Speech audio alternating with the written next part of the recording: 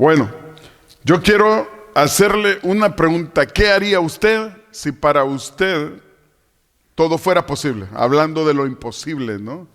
Que la palabra de Dios dice, para Dios nada es imposible. Pero usted sabe que la Biblia dice que no solo para Dios nada es imposible, sino para los que pueden creer en Dios, todo le es posible. Todo le es posible, así también dice la Escritura. Y yo quiero hablarte de que todo es posible en la voluntad de Dios y en el tiempo de Dios. Porque muchas veces estamos nosotros en la voluntad de Dios, pero fuera del tiempo de Dios. Y usted dice, pero si es que yo estoy haciendo lo bueno, lo correcto, todo lo posible para hacer las cosas, pero es que no me sale, no salgo de donde estoy. Y usted dice, ¿qué está pasando? Bueno, déjeme decirle que puede ser que no esté pasando nada, excepto que todavía no es el tiempo de Dios. ¿Sabe usted? Lo dice aún Eclesiastés, que para todo hay un tiempo. Tiempo para nacer, tiempo para morir, tiempo para reír, tiempo para llorar. Para todo hay un tiempo. Y muchas veces nosotros pensamos, bueno, ¿será que yo estoy fuera de la voluntad de Dios? ¿Será que Dios no me está tomando en cuenta? ¿Será que algo malo yo estoy haciendo por lo que Dios no me responde? Bueno, déjeme decirle que no necesariamente. No necesariamente, y lo vamos a ver a través de la palabra, no necesariamente. Que muchas veces estamos dentro de la voluntad de Dios y estamos haciendo lo correcto y pidiendo lo correcto, porque aún Santiago dice que muchas veces no recibimos lo que pedimos porque pedimos mal, pedimos solo para nuestros deleites o placeres, y no debemos de pedir solo para eso, sino debemos de pedir también para que Dios haga cosas sobrenaturales en nuestra vida y use nuestra vida para poder tocar a otras personas. Pero muchas veces, las cosas no suceden porque estamos fuera del tiempo de Dios. Así que el tema de mi prédica es: todo es posible, fíjese, en el tiempo de Dios, asumiendo que usted está en la voluntad de Dios, como dice Primera de Juan, ¿no? Primera de Juan dice que si nosotros pedimos conforme a la voluntad de Dios, Él nos va a oír. Y luego sigue diciendo, si Él nos oye, entonces tenemos la seguridad de que Él nos va a responder lo que le estamos pidiendo. Entonces, si nosotros ya tenemos la voluntad de Dios y aún así las cosas no pasan, es porque también hay un tiempo. Hay un tiempo de Dios, pero ese tiempo de Dios sirve para un proceso. No es un tiempo donde es que yo lo quiero hacer sufrir un poquito, ¿verdad? A ver cuánto aguanta, a ver cuánto sufre, a ver si no se queja. No, no es por eso. Es que en ese proceso Dios nos está enseñando muchas cosas. Estamos aprendiendo muchas cosas. Y por eso es que ese tiempo es importante.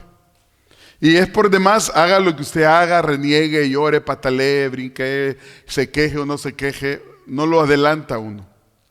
No lo adelanta, es un tiempo de gestación. Así como un bebé en el vientre de una madre necesita estar 9 meses para que se forme completamente, también Dios tiene un tiempo.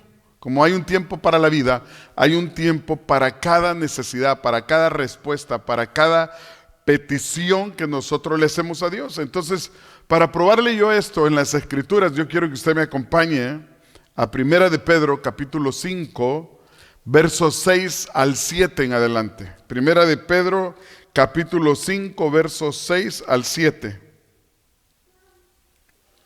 Y oiga lo que dice aquí el apóstol Pablo.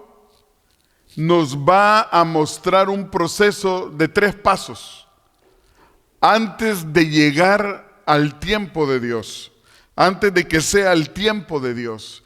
Y la Escritura dice: humillaos pues bajo la poderosa mano de Dios, para que Él los exalte cuando fuere el tiempo.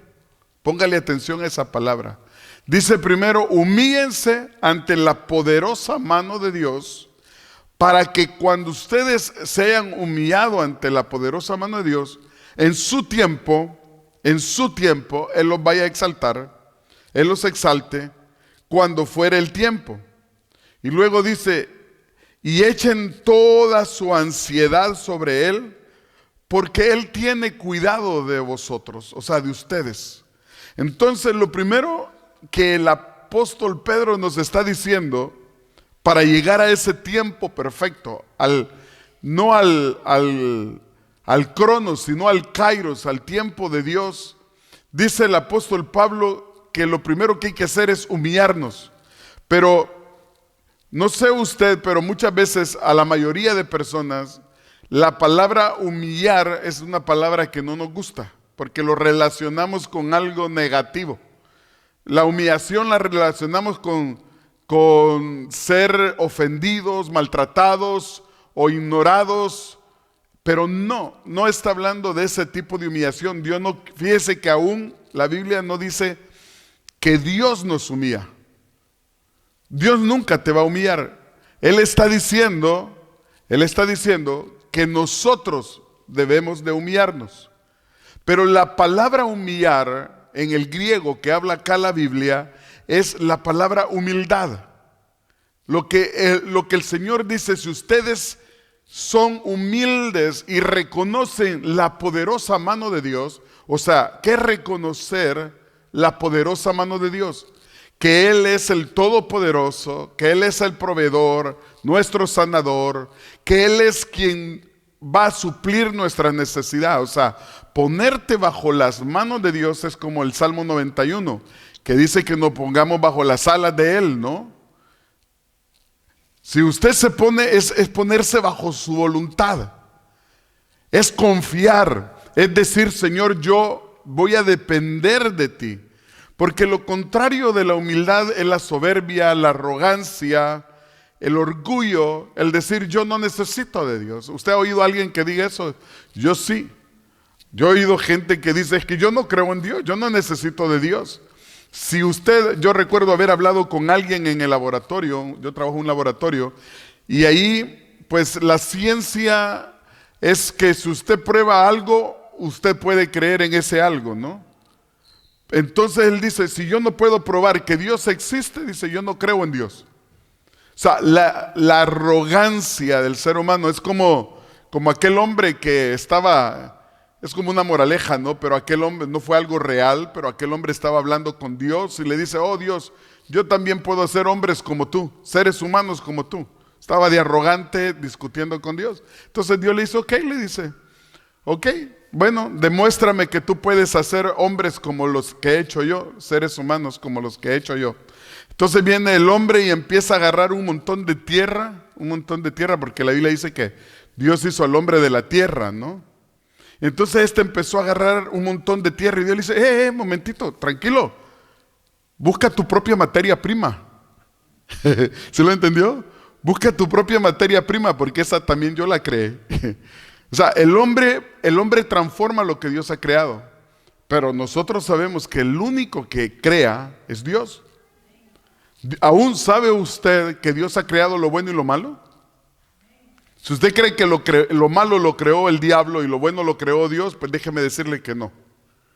La Biblia dice que lo malo y lo bueno vienen de parte de Dios. Aún Job lo dijo, ¿no? Jehová dio y Jehová quitó. No dijo Jehová me dio y el diablo me quitó. No, el diablo no puede quitarle a usted nada de lo que Dios le ha dado, porque no se lo ha dado el diablo, sino se lo ha dado Dios. Entonces, humillarnos delante de Dios no es rebajarnos de nivel, sino es tomar una actitud ¿de qué? De humildad. Cuando usted toma una actitud de humildad, usted está reconociendo la soberanía de Dios. Usted está reconociendo el poder de Dios. Por eso dice el apóstol Pablo que nosotros nos humillemos bajo la poderosa mano de Dios. ¿Usted sabe que usted no puede estar en otro lugar más seguro que en las manos de Dios? No puede, no hay otro lugar más seguro. Usted no, mire, yo sé que por lo menos usted ya es una persona adulta, habrá comprobado que cuando uno está confiando en las personas, tarde que temprano le terminan fallando. Se termina usted decepcionando. Pero sabe una cosa, en toda mi vida y en todo lo que yo tengo de entendimiento y conocimiento de Dios, a mí Dios nunca me ha fallado. A mí Dios nunca me ha fallado. Yo no sé a usted. A veces pensamos que Dios nos ha fallado porque no nos contesta, no nos responde Dios como nosotros quisiéramos. ¿Sí? A veces usted piensa, Dios, dame esto y de esta manera y en este momento. Y Dios dice, no, te lo voy a dar, pero no de esta manera ni en el momento que tú quieras. Te lo voy a dar en su momento y de la forma en que yo quiero. Y tal vez Dios nos ha respondido, pero como tenemos una expectativa de cómo queremos que Dios nos dé las cosas, a veces no reconocemos que Dios ya no las está dando. ¿Sabe usted que eso le pasó al pueblo de Israel? ¿Sabe que el pueblo de Israel, Dios le prometió un Mesías? Dios le prometió un rey descendiente de David. Ellos esperaban un rey que los salvara de la opresión de Roma. Y no entendieron que el rey que Dios les había prometido era para salvarlos de la opresión del pecado, de la esclavitud del pecado. Entonces, como ellos se habían hecho una expectativa, si es descendiente de David, va a venir en un caballo blanco, va a venir con una espada de oro, con una corona, con un montón de piedras. Y resulta que el Dios que Dios está mandando, que es Jesucristo, nace en un pesebre. Entonces, como ellos tenían una idea preconcebida, no reconocieron el tiempo de la visitación de Dios. No reconocieron el tiempo de Dios. ¿Me explico? Y muchas veces nos pasa a nosotros. Dios nos está proveyendo, pero como tenemos nosotros ideas preconcebidas, no nos damos cuenta que Dios ya nos está bendiciendo. Dios ya nos está proveyendo. Dios ya nos está contestando. Pero como no es a nuestra manera, no nos damos cuenta o no le agradecemos. Entonces Pedro acá dice, si somos humildes, nos vamos a poner bajo la poderosa mano de Dios. De lo contrario, no vamos a aceptar las condiciones de Dios. Y fíjese, porque segunda de Crónicas 7:14 dice, si mi pueblo se humillase en el cual mi nombre es invocado, yo iré desde los cielos y sanaré su tierra. Segunda de Crónicas 7:14. Fíjese que no dice otra vez que si yo humillo a mi pueblo, sino dice, si mi pueblo se humillase en el cual mi nombre es invocado, yo oiré. ¿Por qué? Porque la Biblia dice que Dios ve de cerca al humilde y al altivo, ¿cómo lo ve? De lejos. Y la palabra lejos que Dios ocupa o cerca no es de distancia. No es que Dios lo ve lejísimos al soberbio, sino lejos en cuestión de relación, ¿sabe? Dios no puede relacionarse con el altivo, el orgulloso, el soberbio, el arrogante. Dios no puede, porque esas personas nunca reconocen sus faltas, sus errores, sus fracasos o sus necesidades. Siempre están queriendo hacer las cosas como el pueblo de Israel otra vez, por su cuenta.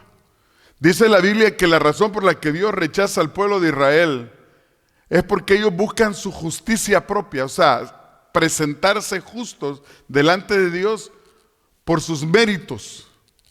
Pero la Biblia dice que nosotros no somos aceptos delante de Dios por nuestros méritos, sino somos aceptos delante de Dios por Jesucristo. Somos aceptos en el amado a través de Jesús. Entonces lo primero que el apóstol Pedro dice acá es, para llegar a ese tiempo de Dios, parte del proceso es ser humilde. Y yo sé que es algo que realmente no nos gusta. Yo le aseguro que muchas veces Dios no nos da lo que estamos pidiendo porque Él conoce nuestro corazón. Y Él sabe que a lo mejor vamos a llenarnos de arrogancia, de orgullo, de prepotencia, de autosuficiencia. Y vamos a pensar que es por nuestro esfuerzo y no es por la gracia de Dios en nosotros. Pero mire, nosotros no podemos hacer nada sin la gracia de Dios. Aún aquellas personas que todavía no han conocido, no han recibido al Señor Jesús como su Señor y Salvador, necesitan la gracia de Dios. ¿Por qué? Porque la Biblia dice que el único que da la vida es Dios. Dios es el único.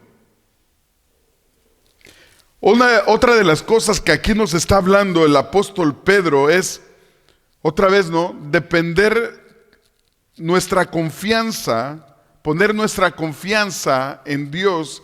Y lo dice el Señor Jesús en Mateo 11, 28 al 30. Dice: venid a mí todos los que estéis cargados y cansados, y yo los haré descansar. Y mire, en Mateo 6, 8 dice: no sean como ellos, porque tu Padre, vuestro Padre, sabe de qué cosas tenéis necesidad. ¿A quiénes ellos se refiere? Al mundo. Ve, el mundo se preocupa qué es lo que va a comer, o solo el mundo debería de preocuparse qué es lo que va a comer, qué es lo que va a vestir, dónde va a vivir, dónde va a dormir. La palabra dice que los hijos de Dios no deberíamos de tener esa preocupación. ¿Por qué? Porque dice: porque vuestro Padre sabe de qué cosas tenemos necesidad. Eso es una dependencia, ¿no? Entonces cuando nosotros aprendemos a depender de Él, la Escritura dice que Dios va a hacer lo siguiente. Dice que nos va a exaltar en el tiempo debido. Así dice el apóstol Pablo, ¿no? Pedro, para que Él los exalte cuando fuera tiempo. Sean humildes. A veces nosotros decimos: ¿cuál es la clave del éxito de mi vida? La humildad. Es simple. Un día en los devocionales que hacemos cada sábado, devocionales de familia que hacemos cada sábado con mis hijos, yo les decía que hay una humildad genuina y hay una humildad fingida. Hay una humildad que parece humildad, está disfrazada de humildad, pero es arrogancia. ¿Y cuál es esa humildad o esa arrogancia disfrazada de humildad? Cuando uno no reconoce lo que Dios ha hecho y lo que Dios nos ha dado. Mire, hay un caso en la Biblia que a mí siempre me ha llamado la atención y es de Naamán.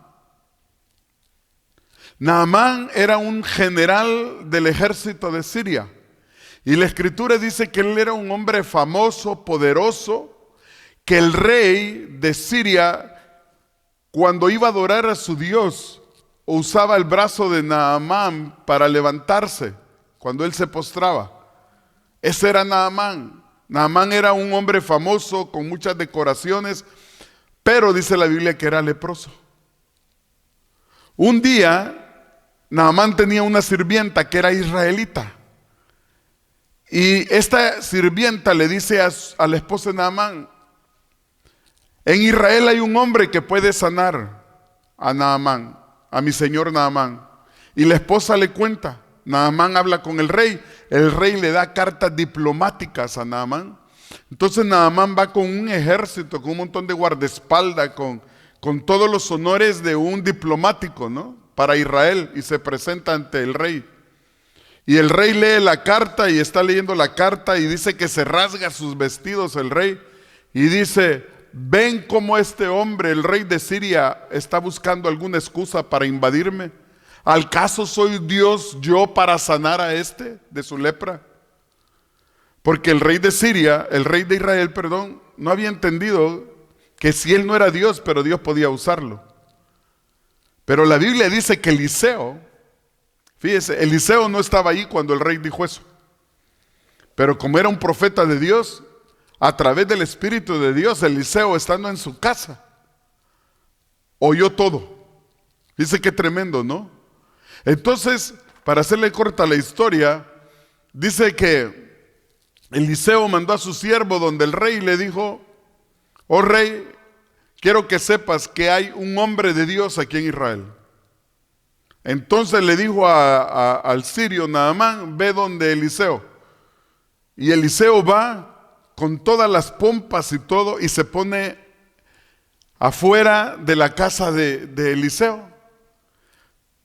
En los tiempos de Israel, esa era una costumbre que tenían los mendigos, los pobres, que se ponían enfrente de las casas de los ricos para pedir comida. Entonces que Naamán se haya ido a poner, en vez de llamar a Eliseo, fíjese, lo correcto, como era un diplomático, el rey tenía que llamar a Eliseo. Y Eliseo debería ir donde el rey para orar por Naamán. Pero no fue así. Él se fue a poner enfrente de la casa del profeta, como alguien que está mendigando una necesidad. Qué tremendo, ¿no? Entonces usted podría decirme, pastor, eso es humildad, pero era una humildad fingida. ¿Sabe por qué? Porque cuando el profeta le mandó a decir con Jesse, su siervo, ve a decirle ahí a Naamán que vaya al Jordán, se meta 7 veces y después de las 7 veces su piel va a quedar como la piel de un niño. Dice que Naamán se enojó. Usted sabe la historia, ¿no? Naamán se enoja y dice, ¿al caso no hay en Siria mejores ríos que aquí que ese río sucio del Jordán? Y se fue enojado. Y dijo todavía Naamán, fíjese, a esto voy yo. Naamán dijo, yo creí en mi corazón que él iba a salir, iba a invocar a su Dios. Eso es lo que creía el tipo, ¿no? Pero no Dios, porque Dios conocía el corazón de Naamán.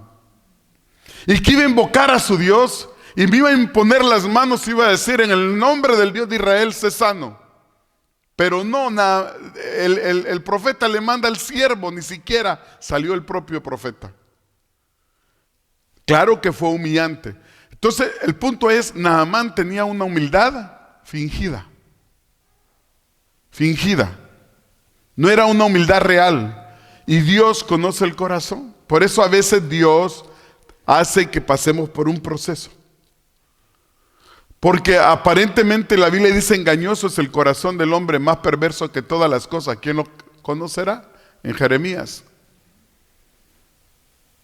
Usted puede creerse, la Biblia dice, sabio usted en su propia opinión, pero solo Dios conoce el corazón. Entonces dice que si nosotros nos humillamos, Él nos va a exaltar a su tiempo. Y la escritura dice que cuando ya Naamán se iba, se acercó uno de sus siervos de confianza. Me imagino que le tuvo que tener mucha confianza porque Naamán iba enojado. Él se había subido a su caballo y dijo, vámonos, ¿qué hago yo aquí perdiendo mi tiempo? Y le dijo el siervo, mira, mi señor, le dijo, si el profeta te hubiera dicho que fueras a hacer una gran hazaña heroica, ¿no la hubieras hecho?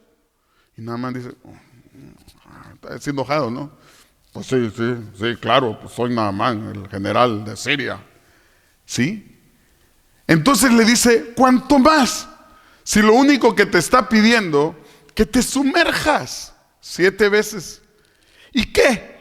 Lo más que puede pasar es que vas a quedar mojado si no pasa nada. ¿Sí? Lo más que te va a suceder es que te va a dar frío. Y Naamán dijo, bueno pues, ok, tenés razón. O sea, de le haber costado haber aceptado un consejo del siervo, ¿no? Le haber costado, pero ahí empezó el proceso de la humildad. Para que Dios lo exaltara. Para que Dios lo exaltara. ¿Sabe? Ahí empezó ese proceso. Y muchas veces Dios nos está poniendo como Naamán. Dios nos está permitiendo que pasemos momentos de humillación, momentos de situación, porque nos creemos. Creemos que sí las sabemos todas. Pero ¿sabes qué? Sin Dios no somos nada. Así dice Juan,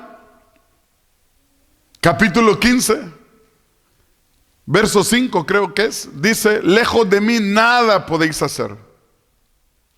Sin Dios no somos nada. Pero con Dios todo lo puedo en Cristo que me fortalece, dijo Pablo. Amén. Aún el que nos den la residencia 2 días antes de que me saquen. Como pasó con el testimonio del hermano de mi hermana. Qué trabalengua ese, ¿no? El hermano de mi hermana. Bueno, el hermano de sangre de mi hermana. Y dice la Biblia que Naamán se sumergió en el Jordán y a la 7ª vez fue sanado. Fue sanado de algo que él no podía haber sido sanado, de una lepra. O sea, la gente se alejaba de él. Él tenía que cubrir toda su ropa. Aparte, la lepra llega un momento en que tus tejidos empiezan a morirse y la carne empieza a podrirse, ¿no? O sea, él estaba condenado a la muerte. Y Dios lo sana. Y fíjese cómo dice la Biblia, que la piel se le convirtió como la piel de un niño. Porque cuando Dios hace las cosas, las hace bien. Y a su tiempo, es el tiempo. Y Naamán estaba enfrente del tiempo. Y por poquito pierde el tiempo. ¿Sabe? Hay que discernir el tiempo. El tiempo de la humillación y el tiempo de la exaltación. Pero a veces queremos y estamos enfocados en el tiempo de la exaltación.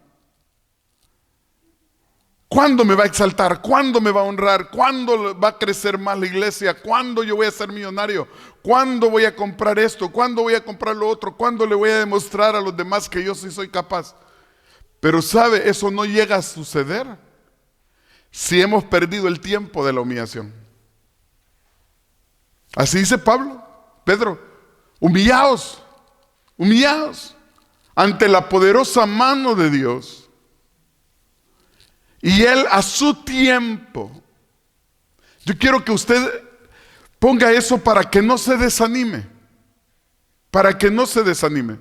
Porque usted dice, a veces usted puede pensar como pensó David, ¿hasta cuándo, Jehová, me oirás? David creo que fue en el Salmo 40 que dijo, pacientemente esperé a Jehová y Él me sacó, dice, del pozo de la desesperación y puso mis pies sobre la roca. Hay un tiempo. Mis enemigos, dice David, están maquinando cómo acabar con mi vida. ¿Hasta cuándo, Jehová? Bueno, hay un tiempo. Y eso es lo que yo quiero que usted sepa, no se desanime. No pierda usted la dirección de la brújula. Hay un tiempo. Dios tiene un tiempo. En todo es posible en el tiempo de Dios. Acuérdese del título del mensaje. Todo es posible en el tiempo de Dios. Para Naamán era imposible. Yo estoy seguro que Naamán, como la mujer de flujo de sangre, habían agotado también todos sus recursos. Y a lo mejor usted y yo estamos en ese tiempo. Yo le digo, yo creo estar en ese tiempo, donde creo haber agotado todos mis recursos. De ver hacer esto, hacer lo otro, aquí, allá. Y Señor, pero ¿cuándo va a venir eso que tú dijiste? Bueno, mientras viene, hay que ser humilde, porque ese es el secreto. Porque hay un tiempo de la humillación y hay un tiempo de la exaltación. Y dice, a su tiempo serán exaltados, dice. Y mientras tanto, ¿qué es lo que tengo que hacer? Dice el apóstol Pedro, bueno, lo dice en el verso 7. Dice, mientras tanto, dice, echen toda su ansiedad sobre Dios. Porque Él tiene cuidado de ustedes. ¿Qué es echar toda nuestra ansiedad? Es decir, Señor, yo sé que tú me das la fuerza. Yo sé que tú vas a proveer. Yo sé que esto va a pasar. Yo sé que hay un tiempo. Pero para mientras yo voy a confiar en ti. Te entrego mi carga, te entrego mi necesidad, te entrego mi sanidad, te entrego mi milagro. Eso es echar nuestra ansiedad. Señor, cuánto he orado, he ayunado, he sembrado, estoy haciendo tu voluntad, pero no pasa nada. Dice el Señor, bueno, mientras llega el tiempo de la exaltación, echa toda tu ansiedad. Ven a mí y pon toda tu carga, descansa. ¿Sabe? No hay mejor cosa que sentir descanso. Y hay un descanso o hay un agotamiento que no se quita con dormir y es el agotamiento del alma. Usted puede dormir 24 horas seguidas si quiere, 3 días seguidos. Pero si usted está agotado en su alma, usted se levanta cansado, ¿no le ha pasado? Usted se duerme con un problema y se levanta con el problema, abre sus ojos y siente que quiere volver a echarse otra vez la sábana encima. ¿Sí? Pero ¿qué dice el Señor? Dice, mira, no gastes energía, hay un tiempo, solo espera. Mientras tanto, dame tu carga, dame tu necesidad. Es otra vez, tiene que ver con la humildad. Confiar, descansar, confiar, esperar que Dios está obrando. Cuando usted, mire, hasta la palabra lo dice en Santiago, que aprendamos como el sembrador. Los que trabajan en la siembra nos pueden dar ejemplo de eso. Porque ellos siembran la semilla. Al día siguiente van y la abonan, la riegan, le echan agua, le vuelven a poner abono. Pero por un buen tiempo ni siquiera sale un pedacito de señal sobre la tierra. Pero el sembrador sabe que en algún momento ese fruto va a salir. Esa cosecha se va a dar en algún momento. Y eso es lo que uno tiene que esperar. Confiar que Dios es bueno. Dios desea lo mejor para nosotros. Créalo. Yo creo que ni su mayor o mejor deseo que usted tenga supera el que Dios tiene acerca de usted. ¿Sí? El deseo de Dios, si usted pudiera leer el corazón de Dios, la mente de Dios un ratito, usted se quedaría así como, ¡wow! No sabía que todo eso Dios quiere para mí. No sabía que todo eso Dios desea para mí. Claro, viene la pregunta suya, pues, si lo desea tanto, ¿por qué no me lo da? Porque todo tiene un tiempo. Porque todo tiene un tiempo. Y hay un tiempo de proceso de humillación, pero usted viva creyendo que también hay un proceso. Y en ese proceso hay un tiempo de exaltación. Hay un tiempo de exaltación. ¿Sí? ¿Y qué es lo que significa exaltar? Significa honra, reconocimiento, significa gracia, significa puertas abiertas. Significa respuestas contestadas. Eso es la exaltación. Es una gracia, una honra. ¿Qué es honra? Le voy a aumentar más a esto. ¿Qué es honra? Es un reconocimiento de renombre. Fíjese, eso es honra. Si usted va al diccionario, honra significa renombre, fama. Alguien, y no fue alguien, sino fue Billy Graham que dijo, no importa si no te conocen, lo importante es que lo conozcan a él. Porque cuando lo conocen a él, tú vas recomendado por él. A veces dice uno, es que yo no tengo influencia, yo no tengo conexiones, yo no tengo fama, no tengo esto. Pues, ¿qué importa? Si tú has creído en Dios, Él va a proveer todo lo necesario para que tú puedas tener lo que necesitas para llegar a cumplir el propósito de Dios. Eso es lo importante. Pero saber de que en ese tiempo del proceso de la humildad, yo voy a esperar ¿cómo? Alabando, siendo agradecido, gracias a Dios, viniendo a la iglesia, sirviendo. Es en ese proceso. Y créame, mire, a mí me admira la historia de Acab. Acab se casó con una mujer llamada Jezabel. Jezabel era una sabandija, pero de las buenas, mala, la desgraciada. Era una pagana, hija de sacerdotes paganos, una manipuladora hasta lo último. Esa manipulaba hasta el diablo, créalo. Y le contaminó el corazón a Acab. Y Acab dice que es uno de los reyes de Israel que hizo de lo peor delante de Dios. Pero un día Acab se arrepiente y momentáneamente, ¿sabe? Momentáneamente. Y Dios le dice a Elías, ¿has visto a mi siervo Acab, que se ha vestido de cilicio y se ha puesto ceniza? Mire, Dios, que no necesita de nosotros, acá se arrepiente y Dios se alegra. ¿Qué quiero decir con eso? Que Dios está deseoso de bendecirnos, aun cuando nos hemos portado mal. En el devocional de ayer, que tuvimos ayer, mi esposa leía sobre Éxodo. Cómo Dios, dice la Biblia, que puso en el tiempo de Dios, Dios liberó a Israel. Me gusta porque en Éxodo 3 dice que Dios, cuando Moisés y Aarón fueron a la presencia del faraón, fueron a decirle, el Dios de Israel vino a nuestro encuentro. La Reina Valera dice nos halló. No, pero en el hebreo dice vino a nuestro encuentro, dice. Vino a nuestro encuentro. Es como que había una cita, un tiempo, ¿no? Y dice, y nos ha pedido, dice, que vayamos 3 días de camino para adorarle. Pero cuando Dios estaba sacando al pueblo de Israel de Egipto, dice que puso gracia sobre el pueblo de Israel, puso gracia. Y dice, ¿y la gracia para qué era?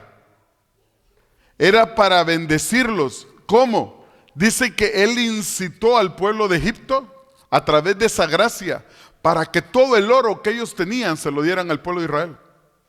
Fíjese, el pueblo de Israel salió pero así cargado, ¿no?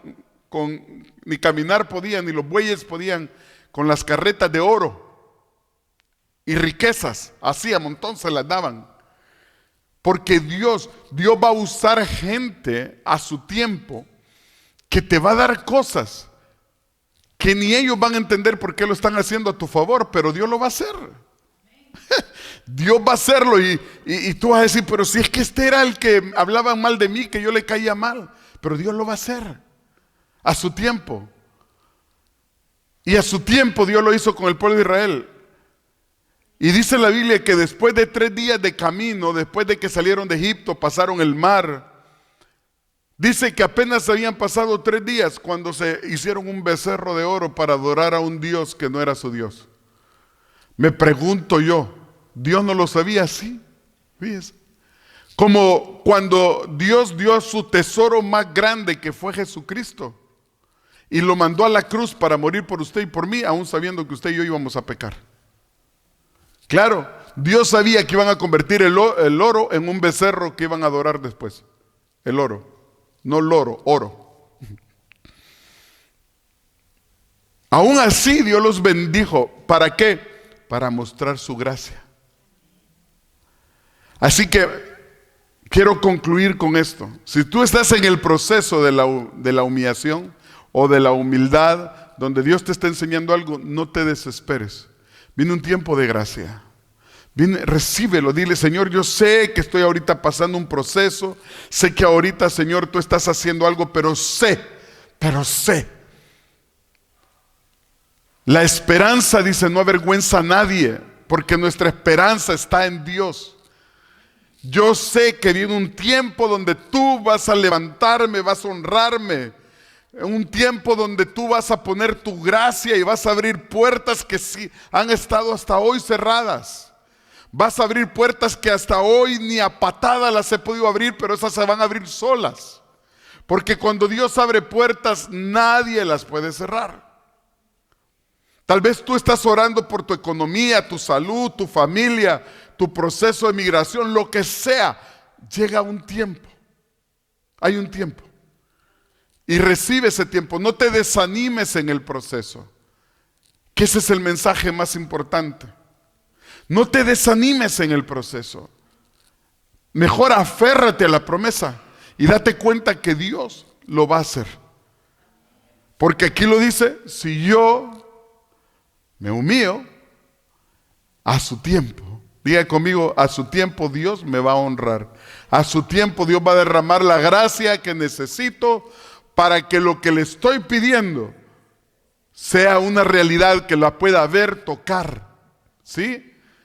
Es un tiempo de Dios. Cierre sus ojos. Padre, te doy gracias porque tú tienes un tiempo como lo tuviste con Naamán, como lo tuviste con la mujer de flujo de sangre.